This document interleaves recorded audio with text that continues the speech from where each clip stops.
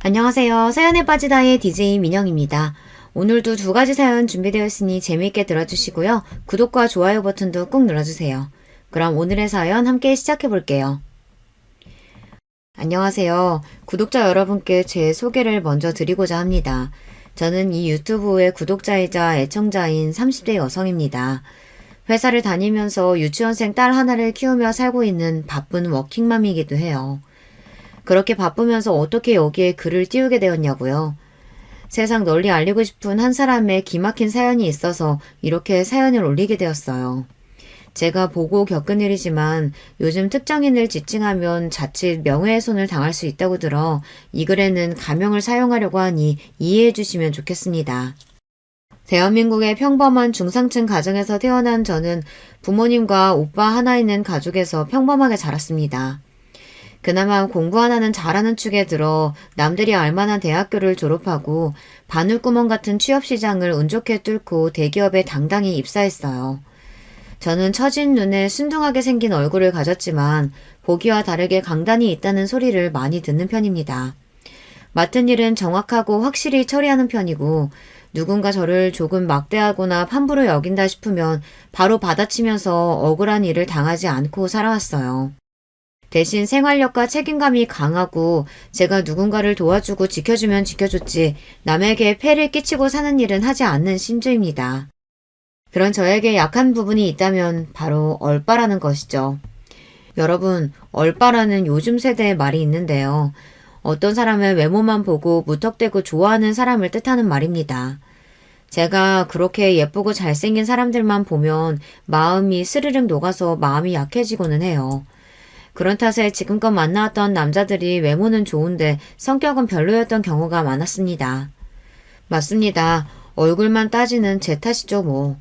지금의 남편을 만나게 된 계기도 바로 제가 얼빠라서예요. 친구들과 잠실에 있는 놀이공원으로 놀러 간 적이 있었는데요. 놀이기구를 타려고 줄을 서고 있는데 제 앞에 서 있는 남자가 기가 막히게 잘생긴 거 있죠. 저는 두근거리는 마음을 진정할 수 없었고 제가 앞에 남자에게 꽂힌 걸 눈치챈 친구들이 장난스럽게 그 남자에게 말을 걸었습니다.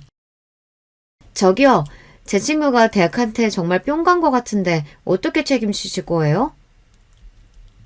저는 얼굴이 시뻘개지고 그 말을 들은 잘생긴 남자도 부끄러워서 어쩔 줄 모르는데 제 여자친구들과 그 남자의 친구들끼리 웃고 난리가 났어요. 친구들이 유쾌하고 외향적인 성격이 많아서 우리들은 놀이공원에서 모두 다 같이 놀며 친해졌습니다. 친구들이 만들어진 기회로 저는 그 잘생긴 남자와 대화를 할 수 있었고 서로를 알아가는 시간을 가지게 되었어요.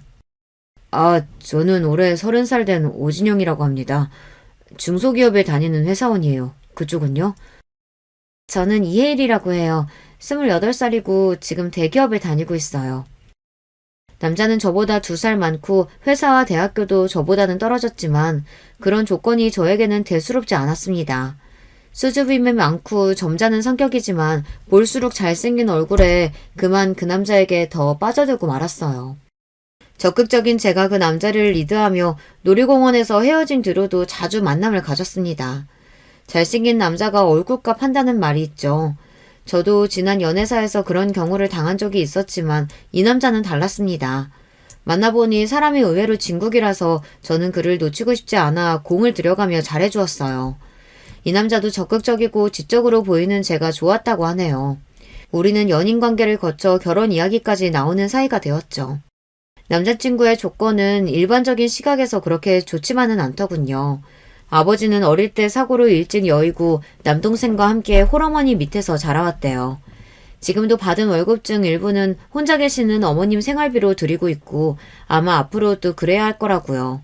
우리 부모님은 자가집도 있고 연금도 다달이 충분히 나와서 자식들에게 의지하실 필요가 없으시죠. 그리고 저도 대기업 다니면서 돈도 열심히 모아서 결혼자금으로 1억 가까이 모았으니 조건은 제가 더 좋아 보였습니다. 그래도 그러면 어떻겠습니까? 제가 이 남자가 너무 좋아서 결혼해서 죽을 때까지 책임지고 싶은걸요. 친정 부모님과 친구들의 만류를 뿌리치면서 저는 결혼을 강행했고 드디어 정식으로 부부가 되었습니다. 시모는 혼자의 몸으로 인천의 전셋집에서 오랫동안 사셨고 앞으로도 그럴 계획이라고 하셨습니다. 아닌 게 아니라 시모는 60대의 연세에도 불구하고 건강해 보이시고 외모도 젊어 보이셔서 혼자 계신 것이 걱정되지 않았습니다. 하지만 그분은 성격이 호락호락한 분은 아니시더군요. 결혼하자마자 저희를 시댁에 불러 앉혀놓고 이렇게 말씀하셨어요. 우리 집안에 네가 들어왔으니 맏며느리 역할은 잘 해야 하는 거 알지? 나처럼 자식들 을지 안 하고 혼자 사는 시모가 어디 흔하겠니? 그러니까 너희가 내 생활비랑 품위 유지비 다 내줘야 한다. 네, 그럼 어머님이 원하시는 금액이 구체적으로 어떻게 되는데요? 아니, 구체적? 원래 진영이 혼자 살 때도 나한테 다달이 60만 원씩은 보냈는데 이제 며느리도 왔고 또 너도 대기업에 다니고 하니 세상에나 저 깜짝 놀랐어요. 남편 월급이 240만 원밖에 안 되는데 그중 4분의 1을 어머님이 받으신 거예요? 그러니까 그이가 돈을 못 모았죠. 진영 씨가 모은 돈이 5천만 원뿐이라 제가 돈 1억 하고 친정에서 빌려주셔서 저희 신혼집 마련한 거잖아요. 시모는 제 말에 꽤 당황하신 것 같았어요. 아니 얘, 시어머니 말 끊지 말고 끝까지 좀 들어라. 상황이 이렇다 보니 전에 받았던 돈 정도는 우리 한국 사회에서 남자가 집해오고 여자가 혼수해야 하는 건데 도리어 우리는 그 반대가 되어버렸으니 어머님이 얼마나 속상하시겠어요. 그러니 앞으로는 저희가 열심히 아끼고 돈 모아서 꼭 집 살게요. 아무리 저희가 돈이 없어도 어머님 용돈으로 매달 60만 원씩은 그대로 드릴게요. 대신에 그 외로 요구하시면 그건 정말 안 되십니다. 저는 눈을 부릅뜨고 단호하게 말씀드렸고 시모는 저에게 혀를 내두르곤 그래 그렇게 해라 하셨어요. 나중에 남편이 저에게 몰래 와서 그러더군요. 여보, 정말 잘했어. 원래는 엄마가 나한테 넌지시 결혼하고 나면 2배로 올려서 120만 원씩 보내라고 하셨었어. 근데 당신이 잘 막아낸 거야. 그 이후에도 시모가 김장하러 와라, 몸이 아프니까 마사지 보내달라, 명절이나 생신도 아닌데 시시콜콜 저를 부르실 때마다 저는 분명히 선을 그었습니다. 좀 냉정해 보일지 모르지만 초반에 그러지 않으면 분명히 며느리인 저를 부려먹고 돈을 달라고 매벌 그러실 분 같았기 때문이에요. 그래도 연말에 보너스가 두둑히 나오면 어머님께 100만 원을 드리거나 해외여행을 보내드리면서 달래드리니 또 저를 미워하지 않고 잘 받아주시더라고요. 시댁에는 시모 말고 아직 결혼 안 한 시동생도 한 분 있는데요. 이 시동생도 시모 못지않게 가관입니다. 일단 우리 시동생도 참 잘생겼어요. 게다가 그의 직업은 방송인이에요. 어떤 방송국에 소속된 아나운서이죠. 하지만 우리 남편과는 사뭇 다른 성격을 가졌어요. 일단 외향적이고 말을 참 잘했습니다. 그리고 자신의 욕망을 숨기지 않고 드러내는 사람이었어요. 자기가 방송국 국장까지 오를 것이며 오는 여자 안 맞고 가는 여자도 한 번 더 만나본다는 신조라네요.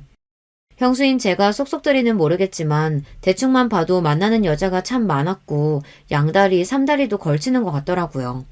그래서 저는 서방님이 결혼은 안 할 줄 알았어요. 물론 직업 탄탄하겠다, 외모 좋고 여자들에게 인기도 많을지언정 저렇게 한 사람에게 만족하지 못하고 여러 여자를 탐닉하고 다니니 결혼이라는 굴레에 갇힐 사람이 아니라고 생각했거든요. 그런데 의외로 서방님은 어느 날 갑자기 결혼할 여자를 시댁집에 데려왔다는 겁니다. 무척이나 궁금해진 저는 서방님이 집에 결혼할 아가씨를 데려왔다는 소식에 한달음에 시댁으로 왔어요. 여간에서는 시모 때문에 시댁 방문을 잘 안 하지만 제 스스로 이렇게 온 적은 처음이네요. 서방님 옆에 있는 아가씨는 순간 모델인 줄 착각했습니다. 키가 크고 마른 몸을 한 자태가 여자들이 딱 부러워할 만한 몸매에다가 얼굴도 예뻤어요.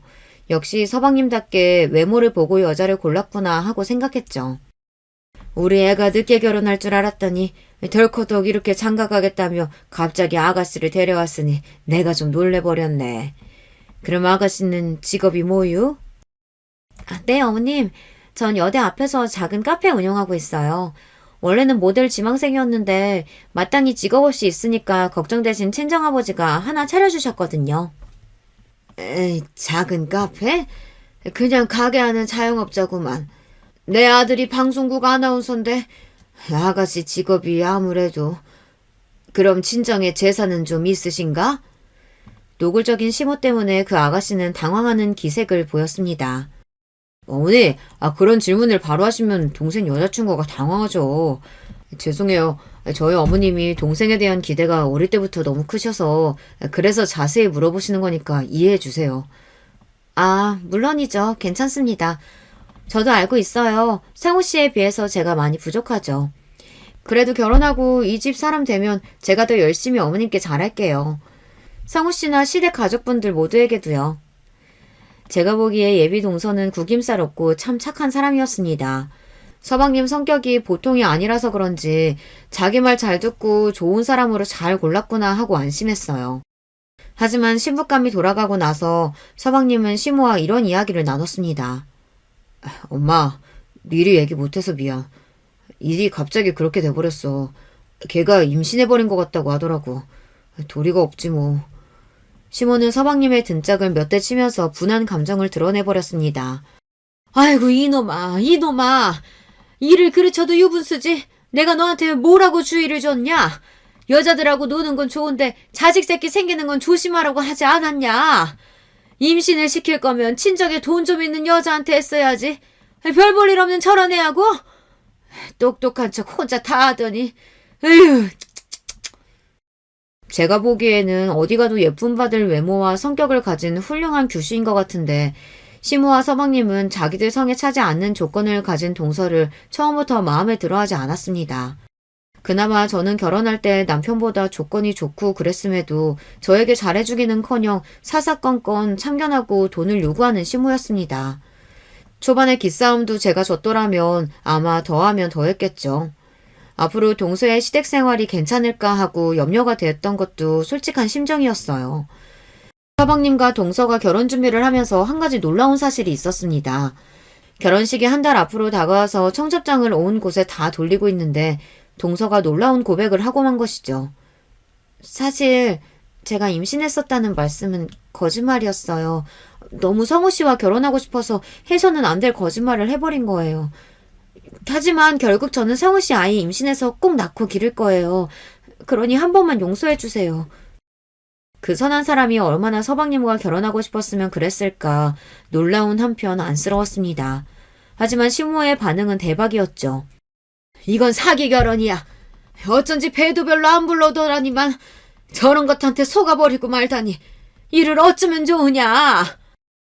아이씨, 거짓 임신 때문에 너한테 발목 잡힌 거니까 앞으로 내가 결혼해서 내 멋대로 살아도 나한테 뭐라고 할 구실 없는 거다. 물론 임신으로 속이고 결혼한 것은 분명 동서의 잘못이었습니다. 그렇지만 이렇게 책 잡히고 나서 동서는 더욱 험난한 결혼 생활을 해야 했어요. 시모는 자신을 속인 대가로 동서의 월급 반을 내놓으라고 엄포를 놓았습니다. 또한 서방님은 어딘가 다른 꿍꿍이를 갖고 있는 것 같았습니다. 남편으로서 아내를 보호해줘야 하는데 시모가 동서를 구박할 때 단 한 번도 감싸주거나 동서를 위로해주는 모습을 보지 못했습니다. 그리고 시모와 서방님 둘은 동서를 대놓고 무시하고 천덕꾸러기 취급을 하고는 했어요. 시모의 생신날이 되면 시모의 갑질은 과간이 아닙니다. 생신은 5월 중순인데 그달 1일부터 아들 며느리들에게 공식 선포를 하시고는 해요. 내가 받고 싶은 선물은 루비가 박힌 목걸이랑 명품 지갑 그리고 명품 구두다. 그리고 이번 생일은 강남에 새로 오픈한 호텔이 있는 레스토랑에서 보내고 싶구나. 인천에 사시는 분이 밥 한 끼 먹자고 강남까지 가자고 하시니 그 허영심이 참 대단하죠. 원하는 선물은 또 어떻고요. 시모는 평소에 주기적으로 나가시는 모임이 7개나 되고 특히 여기저기에서 남자친구들을 만들어내는 통에 거의 매일 외출을 하고 다니십니다. 아무리 남자친구들에게 얻어먹는다고는 하지만 나가서 돈 쓰지 거기에 화장품과 옷, 구두 등 자기 패션에 들어가는 돈이 많다 보니 60대 어르신 혼자서 꽤 많은 생활비를 필요로 하세요. 저는 결혼 초기에 시모와 단판을 짓고 나서 매달 60만 원 그 외에는 일절 요구하지 않기로 했지만 동서는 그렇지 못했습니다. 이미 시집 오기 전부터 거짓 임신으로 책 잡힌 동서는 시모의 과한 요구를 거절하지 못하고 있는 상황이었을지도 모르죠. 동서는 카페를 운영하면서 버는 수익금의 절반을 시모에게 상납해야 했어요. 그러고 남은 돈은 생활비로 모두 써야 했습니다. 동선의 카페가 한동안 잘 되어서 잘은 몰라도 한 달에 250만 원 이상은 꼬박꼬박 시모에게 돌아갔다고 들었어요.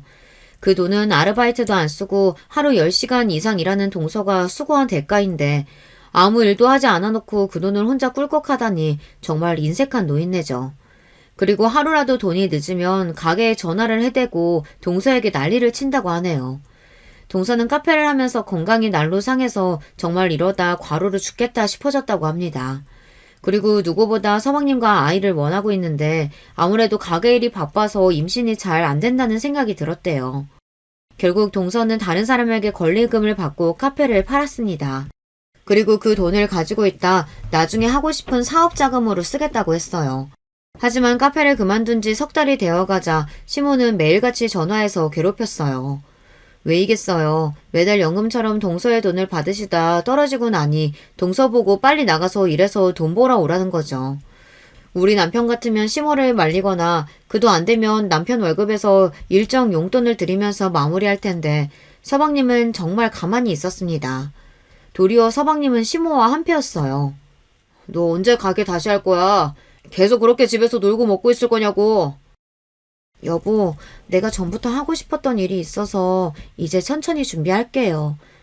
그게 뭔데? 제가 예전에 인터넷 쇼핑몰 모델 일 했었잖아요. 그때 아는 언니가 쇼핑몰 운영하는 거 어깨너머로 보니까 재밌어 보이더라고요. 나도 언젠가는 하고 싶었어요. 뭐? 아니, 네 몸매로 무슨 인터넷 쇼핑몰 모델이야. 예전이라면 몰라도 지금은 드럼통같이 뚱뚱해졌는데 진심이야? 어느 누가 네가 입은 옷을 이쁘다고 사주겠냐? 어이가 없네. 동서는 결혼 이후 과로한 상태로 임신 준비와 유산을 겪으면서 건강이 상하고 체중도 많이 불어났거든요. 그때 마른 몸매는 사라지고 지금은 88 사이즈가 되었으니까요. 그렇다 보니 주변의 달라진 시선과 자기 자신에 대한 실망으로 그 스트레스를 폭식으로 푸니 악순환으로 몸매와 건강이 점점 더 상하는 거죠. 서방님은 그런 동서에게 매일 뚱뚱하다고 여자로서 매력 빵점이라면서 더 구박했어요. 심지어 시모는 같은 여자이면서도 대놓고 비아냥거렸어요. 제 그나마 볼 게 날씬한 몸매 하나였는데 그마저 없으니 불쌍한 우리 아들은 저런 마누라랑 어떻게 평생 살겠니? 나를 봐라. 환갑이 넘은 나이에도 이렇게 예쁘고 날씬하잖니? 여자는 자기 관리도 안 하고 퍼져 있으면 그날로 여자 생명 끝이라고 봐야 되는 거야. 사실 시모는 미인인 편입니다. 그래서 시모의 유전으로 남편이나 서방님 모두 외모가 출중한 것 같아요. 시모는 일찌감치 생활비를 벌어온다거나 집안일도 안 하면서 매일 자기 얼굴에 팩하고 운동하면서 자기 몸만 챙기고 사니 또래의 어르신보다야 관리가 잘 되어 있습니다.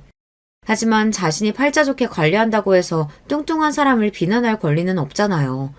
동서가 참 불쌍했습니다. 어디 하나 기댈 언덕 없이 남편이나 시모가 다 자기에게서 돈을 뺏고 무시하는 말을 서슴지 않으니까요. 그래서 저라도 동서에게 친한 언니처럼 잘해주고 또 위로해주고 싶었습니다. 동서가 체중이 불어도 원래 미인이라 난 괜찮아 보이던데 동서, 내 생각에는 세상 사람 대부분은 동서 지금의 몸매를 가진 경우가 훨씬 많지 않을까? 왜 모델이 빼빼 마르기만 해야 돼? 평범하거나 체중이 좀 나가는 사람들도 옷은 꼭 필요하고 그들도 패션에 관심 많을 텐데 아예 그런 사람들을 겨냥한 옷을 팔아봐.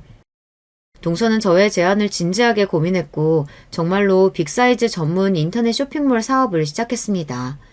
초기 사업 자금이 부족하기도 할 것이고 새로운 도전을 시작하는 동서를 응원하고 싶어서 동서의 은행 계좌로 1천만 원을 송금해 주었어요. 형님이 주신 아이디어만으로도 감사한데 어떻게 1,000만 원까지 주셨어요. 저 이 돈 못 받아요. 나 그 돈 그냥 주는 거 아니야. 동서 사업 잘 되면 이자 붙여서 갚아.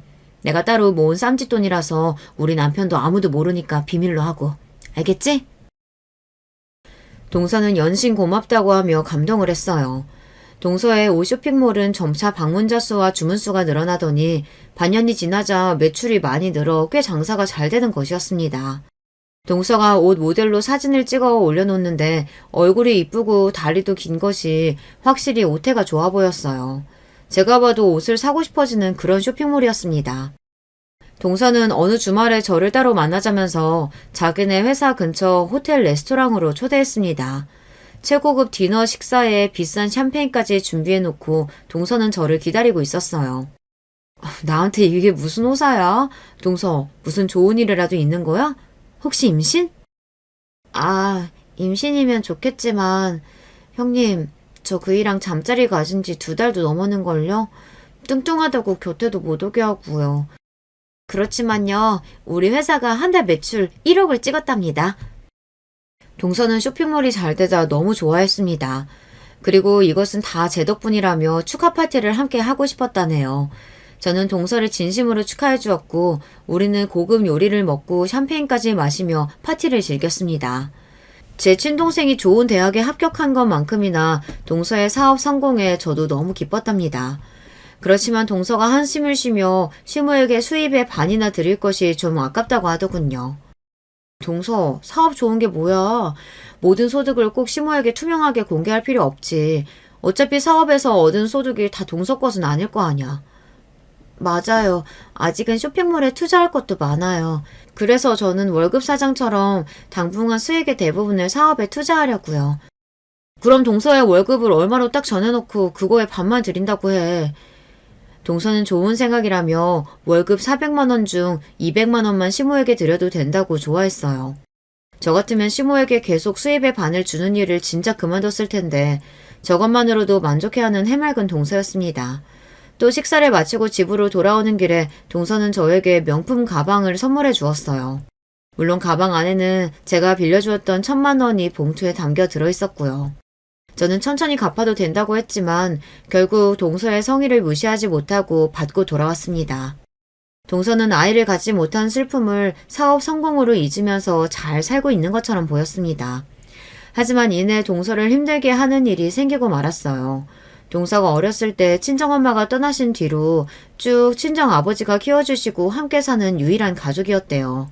그런데 친정아버지가 위암 말기 판정을 받고 마신 겁니다.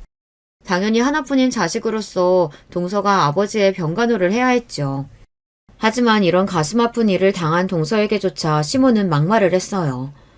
원래 살면서 고생하고 복 없는 사람들이 암으로 고생하다 죽는 거라더라. 너도 괜히 곧 돌아가실 아버지 어떻게 해보겠다고 힘쓰지 말고 어서 쇼핑몰 사업에 복귀해라. 부모가 말기 암인데 어떻게 자신도 같은 부모면서 저런 막말을 할 수 있는지 놀라울 뿐이었어요. 게다가 서방님은 장인어른이 병원에 입원해 계시는 동안 딱 2번만 병문안을 다녀왔다고 합니다. 그것도 한 번은 장인어른이 진짜 심각한 상태인지 자기 눈으로 확인하기 위함이었고 2번째는 장인어른이 위기가 찾아와서 유언을 듣기 위해서였어요. 동서지간인 저도 여러 차례 병문안을 했는데 말이죠. 또한 시모는 동서가 물려받을 유산은 없는지 꼼꼼히 살피라며 서방님에게 당부하는 모습을 제 눈으로 목격했어요. 어머님, 정말 해도 해도 너무하세요. 지금 돌아가실 분 두고 유산이나 알아보라고 하는 게 말이 됩니까? 동서네 친정아버지가 저 위층에 계세요. 혹시나 동서나 아버님이 들으시면 어쩌려고요. 네가 뭐라도 된다고 참견질이냐? 넌 신경 쓸 거 없다. 형님, 우리 남편은요. 결혼해서 거의 내내 자기 잘생긴 얼굴만 믿고 바람이나 피고 다녔답니다. 심지어 어떤 때는 방을 따로 얻어서 대학생 여자친구랑 동거하면서 2집 살림까지 차렸더라고요. 제가 그 여자애 떼어내려고 원룸에 찾아가서 그 어린 것하고 싸우고 집을 난장판으로 만들어 놓고 돌아오면서 제 신세가 진짜 철학 맞더라고요. 그런데도 집에 와서 남편에게 제대로 화 한 번 마음껏 내지 못했어요. 왜냐고요? 그 남자는 당연하다네요. 애초에 거짓 임신으로 한 결혼인데 저보고 아내 행세할 권리 없다고요. 그리고 뚱뚱해진 제가 꼴도 보기 싫어서 밖에 나가서 욕구 푸는데 뭐가 잘못이냐고 오히려 저에게 묻더군요. 저는 할 말을 잃고 그 사람이 바람피고 다니는 거 알면서도 아내로서 아무것도 하지 못했어요. 저 정말 등신 같죠? 아니야, 동서. 동서가 너무 물렁하게 구니까 그걸 알고 이용해 먹는 거야, 그놈. 동서가 세게 나가야 해. 알겠지? 그리고 다음날 동서는 저에게 찾아왔어요. 얼마나 울었는지 잔뜩 부은 눈과 상해버린 얼굴을 하고서 말이죠. 제가 어제 남편에게 만나던 여자들 정리하라고, 그러지 않으면 저도 법으로든 무엇으로든 가만히 있지 않겠다고 엄포를 놓았어요. 그랬더니 그 남자가 깔끔히 이혼하자고 하네요. 저는 평생토록 나는 당신 아내로 남을 거고 절대 이혼하지 않겠다고 버텼어요. 그랬더니 남편이 제 뺨까지... 남편이 바람피고 도리어 이혼까지 하는데 아내로서 이렇게 당하기만 하면서 사는 동서가 가련했습니다. 하지만 동서는 자신의 기구한 삶을 감내하고 참으면서 살았죠. 그렇지만 저는 한 통의 전화를 받고 충격으로 핸드폰을 떨어뜨리고 말았습니다. 그것은 동서가 회사에서 목숨을 끊었다는 믿을 수 없는 소식이었어요. 그 소식을 듣자마자 저는 장례식장으로 달려갔습니다. 동서가 활짝 웃고 있는 영정사진 앞에서 얼마 동안 목 놓아 울었는지 모릅니다. 남편에게 사랑받지 못하고 시모에게 괴롭힘만 받다가 얼마나 괴로웠으면 제 손으로. 하도 울어서 황망한 마음으로 동서의 영정사진을 바라보며 기대어 있었습니다. 하지만 저보다 훨씬 늦게서야 서방님이 시모와 함께 장례식장에 나타난 거예요. 아니, 남편이라는 작자가 지금에서야 자기 아내 장례식장에 와요? 그리고 어머님도 그러시는 거 아니에요. 동서가 지금 누구 때문에 이렇게 독한 마음 먹고 세상을 뜬 건데요. 형수님이 뭐라고 우리한테. 뭐 그 사람 친언니라도 돼요? 제 쓸데없는 오지랖은 알아줘야 해. 예, 손님들 계신데 조용히 해라. 마치 우리 때문에 둘째 며느리가 그렇게 되었다고 누가 들으면 오해할라.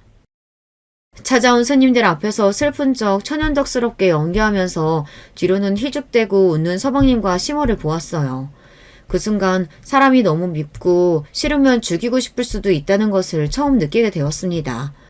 장례식장에서 동서의 죽음을 진심으로 슬퍼하는 사람은 저뿐만인 것 같았어요. 게다가 서방님은 이틀째 날에는 방송일로 바쁘다는 핑계를 대고 장례식장에 나오지도 않았어요.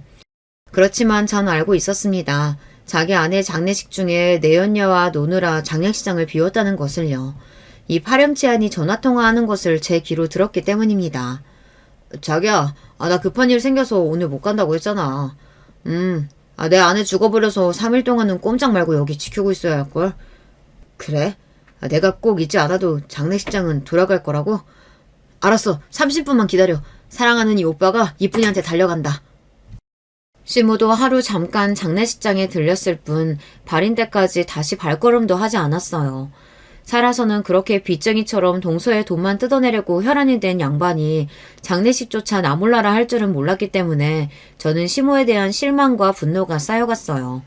나라도 동서를 위해 최선을 다해 우리 남편과 함께 장례식장의 일을 도왔죠. 3일장을 무사히 치르고 동서의 유해는 화장을 해서 유골함에 곱게 담아 추모공원에 안치했습니다. 갑자기 세상을 떠난 동서의 죽음이 믿기지 않아서 멍한 채로 하루하루를 보냈어요. 사람이 이렇게 억울하게 삶을 마감해도 되는 건지 그 답답함과 억울함을 느끼며 지나야 했지요. 그리고 며칠이 지났을까요? 어떤 모르는 번호로 전화가 와서 받아보니 처음 듣는 여자분의 음성이 들렸습니다. 안녕하세요. 저는 박선영의 친구 서민영이라고 합니다. 얼마 전 장례식장에서 배웠었죠. 제 친구가 죽기 전에 형님에 대한 이야기를 자주 했었는데 진심으로 자기 편이고 친언니처럼 잘 대해준다 그랬어요. 그 여자의 말을 들으며 기억을 더듬어 보니 제 머릿속에 떠오르는 한 여자가 있었습니다. 동서의 장례식장에서 동서의 친구라며 혼자 찾아온 여자가 있었어요. 이틀 동안이나 장례식장에 와서 육개장 한 그릇과 소주 반 병을 비우고 가만히 앉아 있었습니다. 그녀의 모습만 봐도 전 알 수 있었어요. 진심으로 슬퍼하고 울어준 동서의 진짜 친구라는 것을요. 바로 그 친구가 저에게 전화를 했고 기니 할 말이 있다면서 만나기를 청했습니다. 그리고 곧바로 우리는 한 카페에서 만났죠. 어서 오세요. 제가 전화드린 서민영이라고 합니다. 제 친구 선영이의 억울함을 이해하고 그 아이를 그렇게 죽게 만든 사람들이 누구인지 우리는 알고 있을 것 같군요. 그 친구는 자기 명함을 저에게 보여주었는데 그녀는 글쎄 대형 로펌의 변호사인 거예요. 언니라고 부를게요. 괜찮으시죠?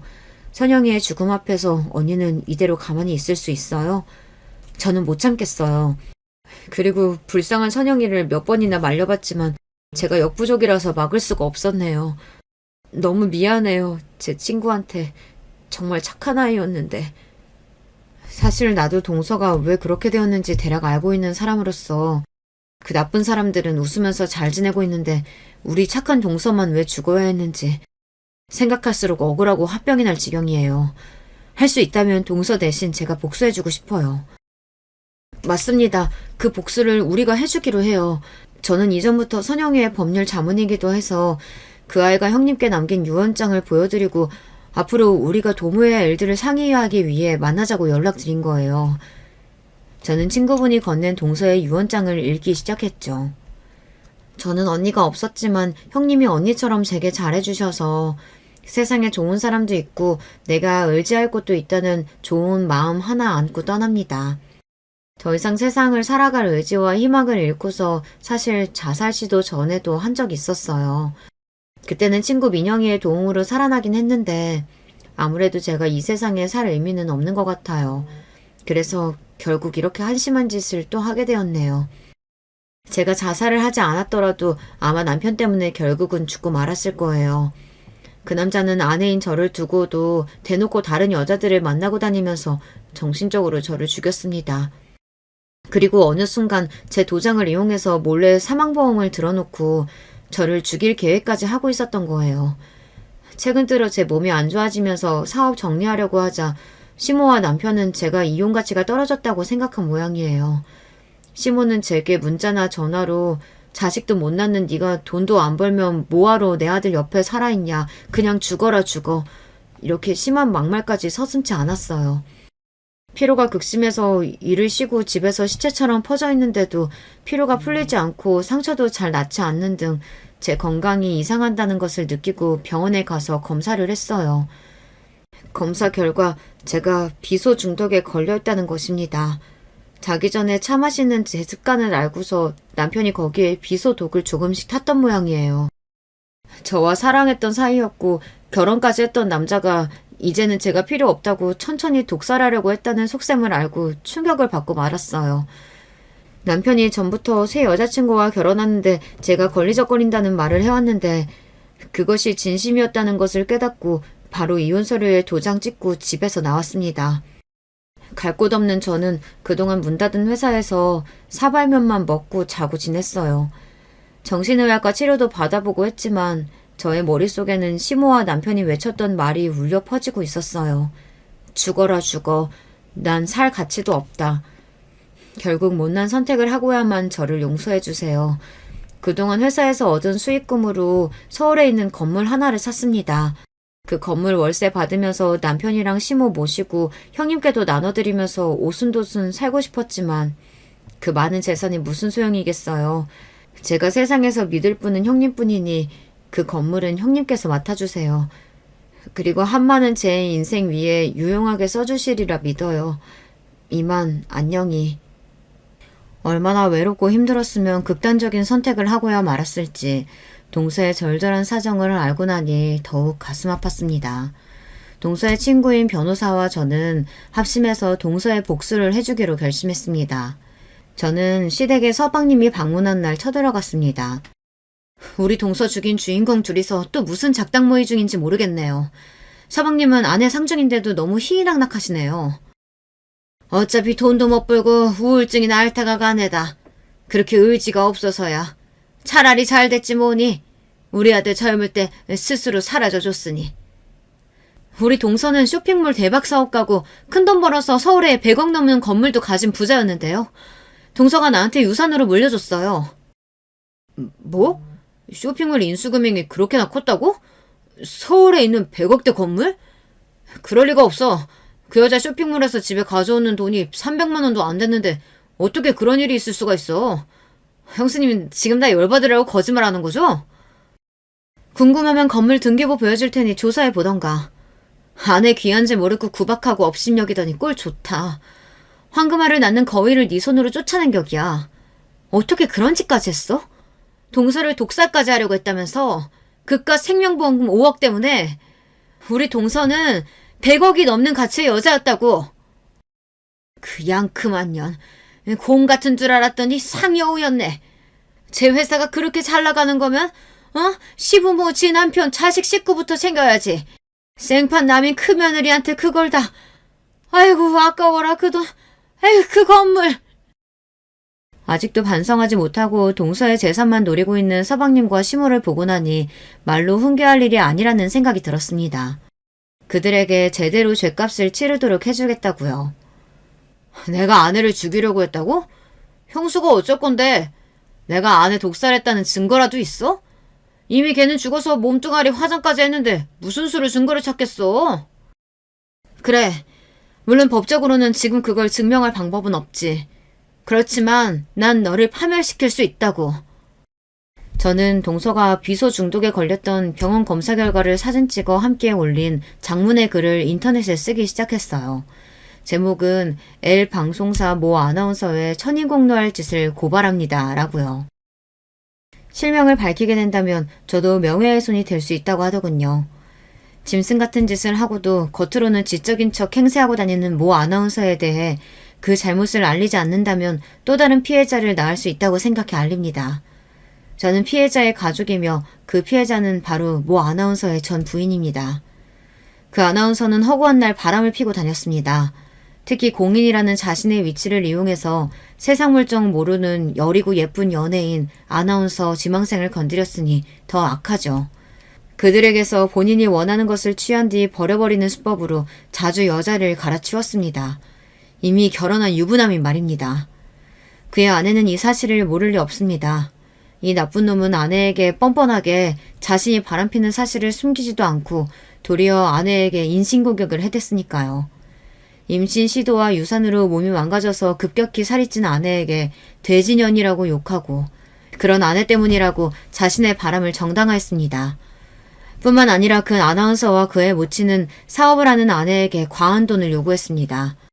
그리고 어린 여자친구와 재혼하겠다며 아내에게 이혼을 요구했으나 그 요구를 들어주지 않자 손찌검까지 하는 상황에 이르렀습니다. 여러분, 이 아나운서의 악행은 이뿐이 아닙니다. 그랬다면 저도 이렇게 공론화까지 하지 않습니다. 제가 알리고 싶은 것은 그는 살인이라는 범죄를 저질렀음에도 아무 처벌을 받을 수 없기 때문입니다. 그는 아내의 이름으로 사망보험을 몰래 들어놓고 독극물 살인 미수를 저질렀습니다. 다행히 아내는 이를 알아채고 그로 인해 사망에 이르지는 않았지만 말입니다. 그렇지만 아내는 결국 그녀를 사망에 이르게 만들고 말았습니다. 자기 남편이 자신을 죽이려고 했던 사실과 정신적, 신체적인 고통을 지속적으로 받으면서 그녀는 피폐해질 대로 피폐해져 결국 자살이라는 끔찍한 선택을 하고야 말았습니다. 그런데 이 아나운서는 그 여자의 부검도 할 수 없는데 자기 죄에 대해 증거가 없지 않냐면서 뻔뻔하게 나오고 있습니다. 여러분, 세상에 이렇게 나쁜 놈이 텔레비전에 대중 앞에 나와서 방송을 한다는 것이 말이나 됩니까?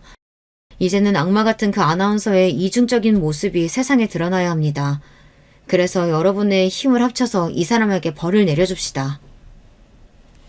제 글은 일파만파 퍼졌고 글을 본 많은 사람들은 제가 실명을 밝히지 않았음에도 금세 서방님이 저 글의 주인공이라는 것을 알게 되었습니다.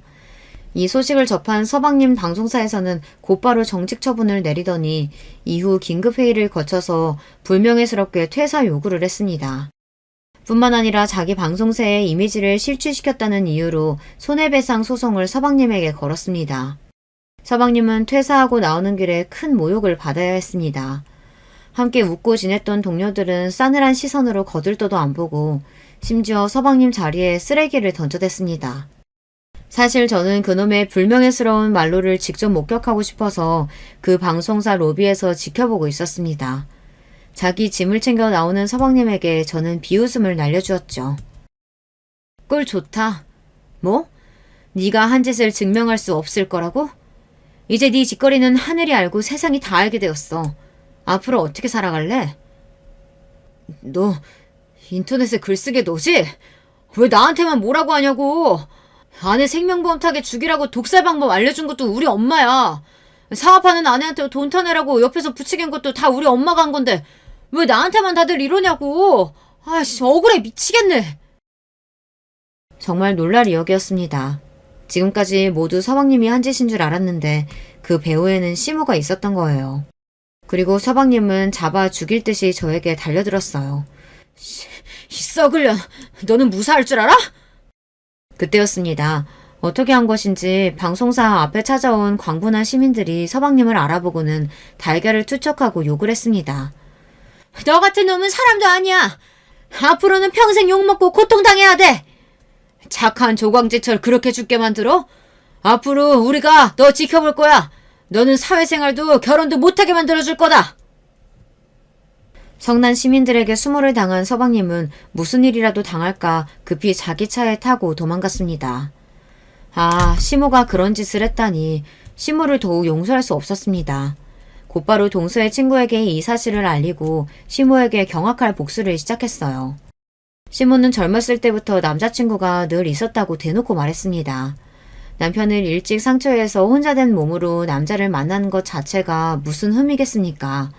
하지만 이 남자 저 남자 다 흘리고 다닌 통에 환양여다, 남자라면 사죽을 못 쓰는 가부다 해가며 동네에 소문이 날 정도였어요. 그래서 시모는 물론이고 남편과 서방님까지도 그런 여자의 자식이라면 물건 안 판다고 거부하는 동네 상인 여사장들도 있었다니까요.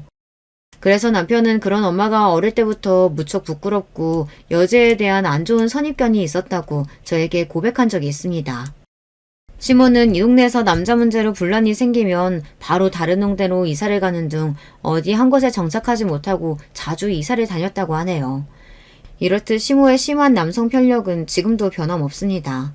자기가 하는 모임이 등산 모임부터 해서 7개나 된다고 왕성한 활동을 자랑하곤 하지만 실은 모두 그런 모임에서 어떤 남자 하나 물어볼까 하는 의도가 다분하죠.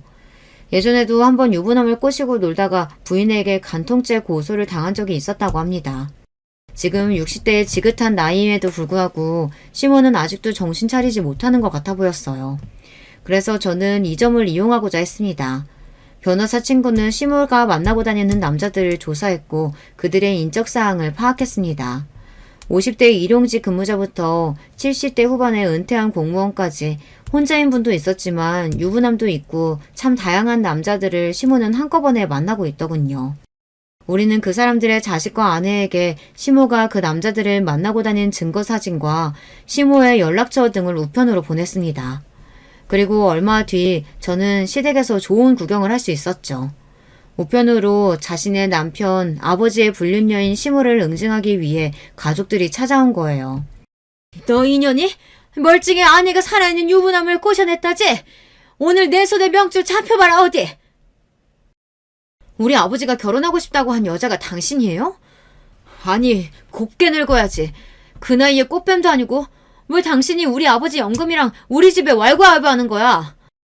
우리 자식들은 절대로 당신 같은 천박한 늙은 여우가 우리 아버지 꼬드기는 거 못 참으니까 또 한 번만 만나봐요. 화가 난 여러 사람들에게 둘러싸인 시모는 자기가 저지르고 다닌 짓이 있으니 입이 10개라도 할 말이 없을 줄 알았어요. 하지만 시모는 사죄는커녕 그들에게 고개를 빳빳이 들고 뻔뻔한 소리를 해댔습니다. 어따 대고 내 이 이쁜 얼굴에 손대려고 해. 흠집만 내봐 아주. 그리고 내가 꼬시긴 뭘 꼬셔. 워낙 예쁘고 젊어 보이니까 할배들이 알아서 달라붙는 거지. 남편 관수, 아버지 관수 잘했으면 그 남자들이 그랬겠냐고. 왜 나한테만 지랄이야? 이러니 그들이 시모를 가만두겠습니까? 머리를 쥐어뜯고 시모의 얼굴에 손을 대고 아수라장이 따로 없었죠. 시모는 이러다 죽겠다 싶었는지 주변을 두리번거리다가 저 멀리 보이는 저를 발견하고는 얘 큰며느리야. 이러다 나 죽겠다. 경찰 좀 데리고 와라. 이 사람들 좀 말려봐. 하지만 저는 시모를 도와줄 생각이 전혀 없었죠. 빙그레 웃으면서 잠자코 보고만 있었습니다. 시모는 톡톡히 죗값을 치러야 하니까요. 당신이 저지른 일에 대한 대가는 받으셔야죠. 죄 없는 우리 동서는 당신 새치여 때문에 하늘나라로 가는걸요. 그리고 저는 집에 돌아와서 남편에게 지금까지 제가 보고 들은 이야기를 모두 털어놓았습니다. 자기 엄마와 동생이 그 정도로 파렴치한 짓을 벌였을지 까맣게 모르고 있던 남편은 적잖이 충격을 받고 말았어요. 당신이 선택해. 나는 앞으로 당신 어머니와 동생 용서하지 못하고 볼 생각이 추워도 없으니까 말이야. 당신이 피부치를 선택하겠다면 깔끔히 나랑 이혼하면 돼. 혼란스러워하던 남편은 잠시 생각하고 나서 말했습니다. 아무리 내 가족들이라지만 도무지 믿을 수 없는 짓을 벌여왔잖아. 그런 일을 당하다가 세상을 뜬 재수씨에게 미안해서 어떻게 하니. 난 당신과 뜻을 같이 하겠어. 우리 가족들과 인연 끊고 살 거야. 결국 남편도 자신의 엄마와 동생을 버리기로 마음먹었습니다. 직업을 잃고 전전하던 시동생과 남자친구들의 가족들로부터 수모를 당한 시모는 얼마 뒤 저와 남편에게 연락을 해왔습니다.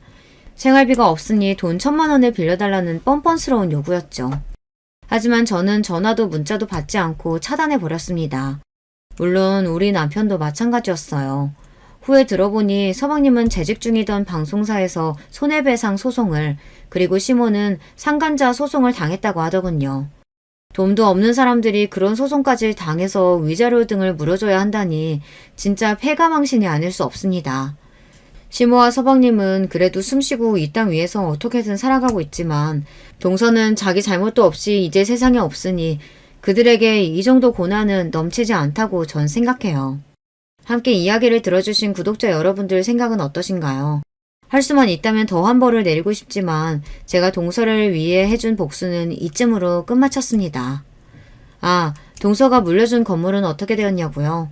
제가 건물 관리를 하면서 매달 거액의 월세가 나오고 있는데 그중 3분의 1은 우리 딸의 유학 자금으로 사용하고 있고 3분의 2는 동서의 이름으로 기부 단체에 보내고 있습니다. 그리고 언젠가 저도 나이가 들어 처분해야 할 때가 오면 제 자식에게 물려주지 않고 기부단체에 기증하려고 생각하고 있어요. 큰돈 앞에 눈이 돌아가서 제가 동서의 뜻에 반해서 시모와 서방님 같은 자들이 되지 않도록 경계하고 있으니 너무 걱정하지 마세요. 이 일들을 겪은 지 2년이 되었지만 아직도 한 번씩 시모와 서방님은 저에게 협박을 해오고 있어요. 서방님은 네가 내 아내의 재산을 다 가로챘으니 돌려달라면서 말입니다. 시모 역시 제가 서방님과 시모에게 벌인 짓들을 기억하고 있다가 언젠가는 복수하겠다고 벼르고 있어요. 그런 연락을 받으면 당장은 저도 무섭고 두렵지만 나쁜 놈들이 하는 말 따위에는 굴하지 않으려고 노력하고 있습니다. 저는 제 이야기를 쓰면서 불쌍한 우리 동서의 사연, 시모와 서방님처럼 나쁜 사람들의 악행을 널리 알리고 싶었어요. 여러분께 재미도 있고 교훈도 있는 이야기가 되었으면 좋겠습니다. 그러면 제가 공을 들여 쓴 보람이 느껴질 것 같아요. 저는 여기에서 인사를 드리며 마무리해 볼게요. 함께 해주셔서 감사합니다. 여러분, 두 번째 사연 시작하기 전에 좋아요, 구독 꼭 눌러주실 거죠? 그럼 두 번째 사연 바로 시작합니다. 안녕하세요. 저는 충청도의 어느 안락하고 풍경 좋은 동네에 살고 있는 중년 남잔데요. 제가 귀가 심심할 때마다 습관적으로 틀어놓고 나는 사연에 빠지다 채널에 제 얘기 한번 보내봅니다. 여러분도 살면서 한 번쯤 이런 기분 들 때 있지 않으신가요? 자기가 살아온 이야기를 남에게 주절주절 떠들고 싶어지는 기분이요. 그러나 여러분 모두 아시겠지만 그럴 만한 상대를 만나는 것도 그런 기회가 생기는 것도 살다 보면 결코 쉬운 게 아니더라고요. 아무도 저를 모르시기 때문에 그만큼 허심탄회한 심정으로 제 얘기를 써내려갈 수 있음에 저는 이 시간을 감사히 여기렵니다. 매년 이맘때쯤이면 저는 생각이 많아져요. 왜냐하면 제 단 하나뿐이던 남동생의 기일이기 때문입니다.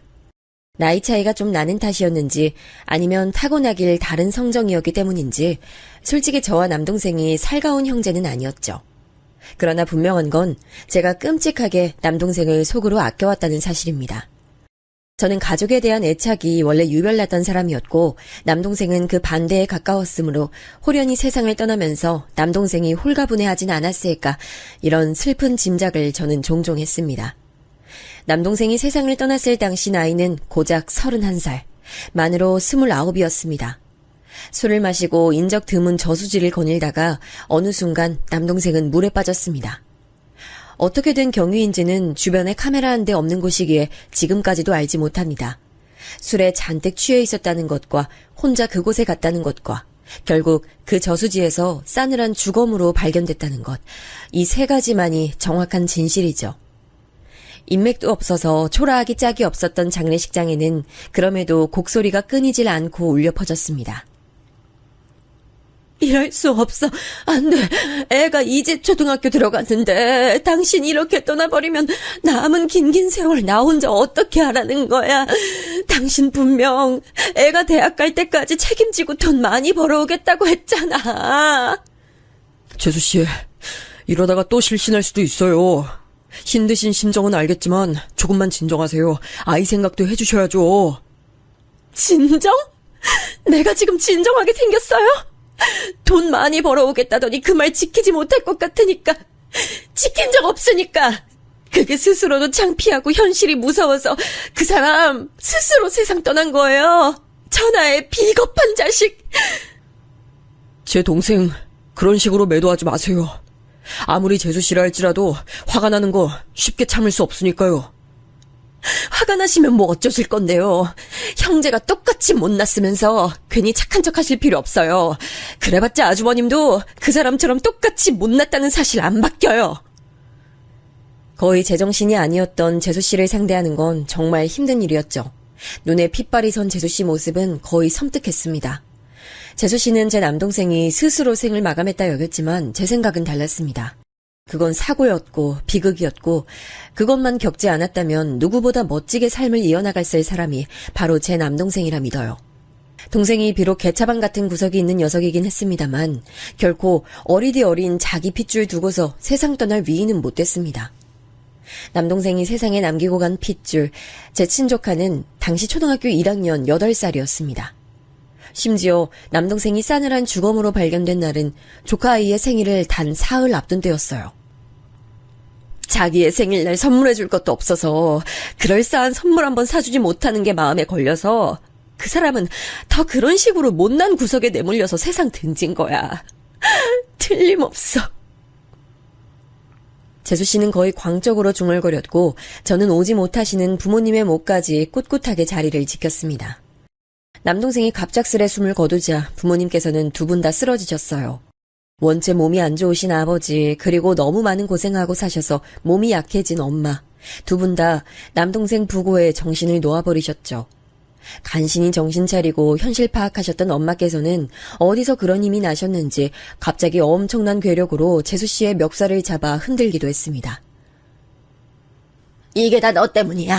애초에 너 같은 불길한 거 받아주는 게 아니었는데 대체 왜 내 아들이 뭘 그렇게 잘못했다고 너 때문에 세상을 떠나야 되는 거야?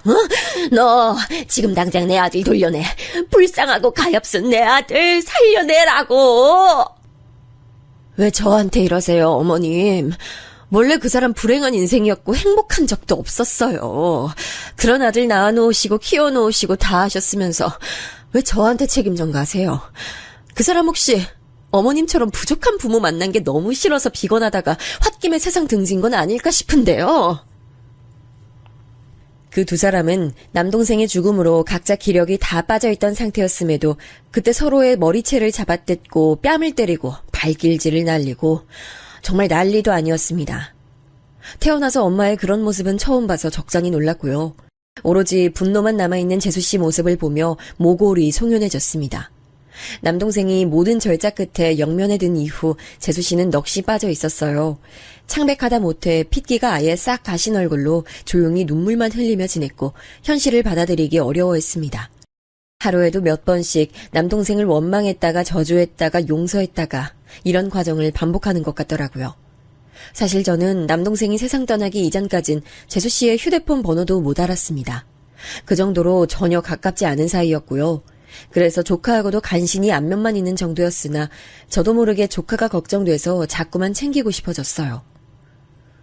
이 아이가 우리 집안의 핏줄이고 남동생 분신이기도 한데 잘 자라주기만 한다면 시리에 빠지신 부모님도 회복하시지 않을까?